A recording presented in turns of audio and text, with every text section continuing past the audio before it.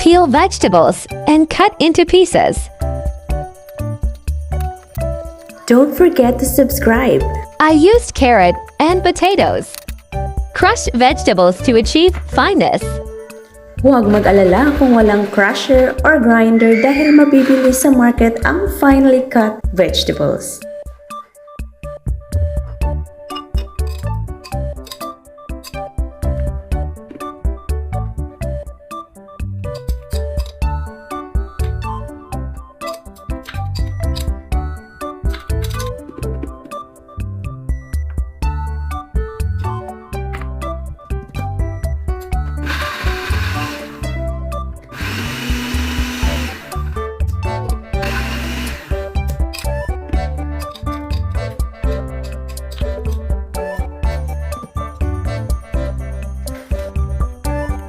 Cut onions into smaller pieces.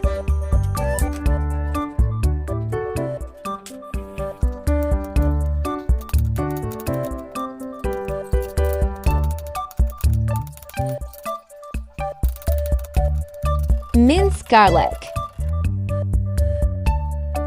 This time, mix all the ingredients.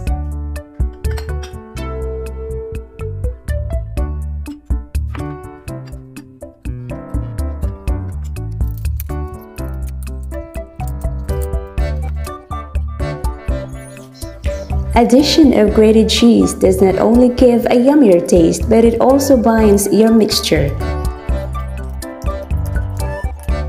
And mix well.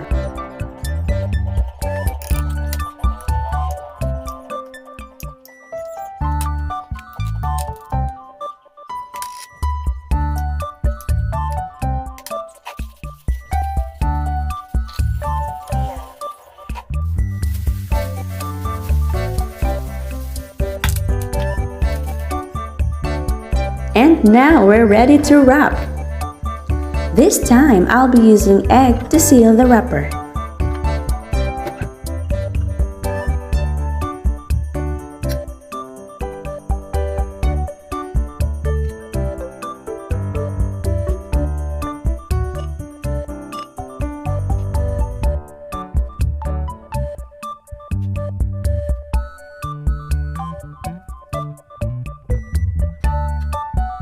Kung napapansin nyo, hindi natin kine-close yung ends dahil ito daw yung sabi ni chef. Ganito daw gawin talaga ng mga Chinese ang Lumpiang Shanghai.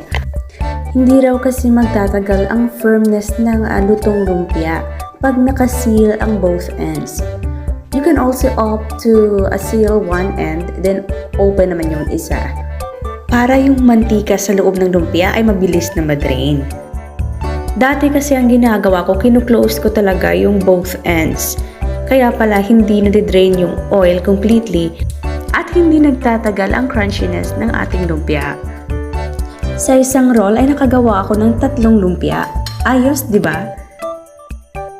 At ayan na nga ang dami nating nagawang lumpia. Magdedepende naman talaga yan kung gaano kakapal ang ilalagay niyong mixture sa wrapper.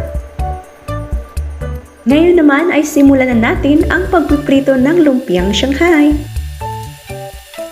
Malalaman natin kung luto na ito kapag nagkulay brown na ang bawat side ng ating lumpia.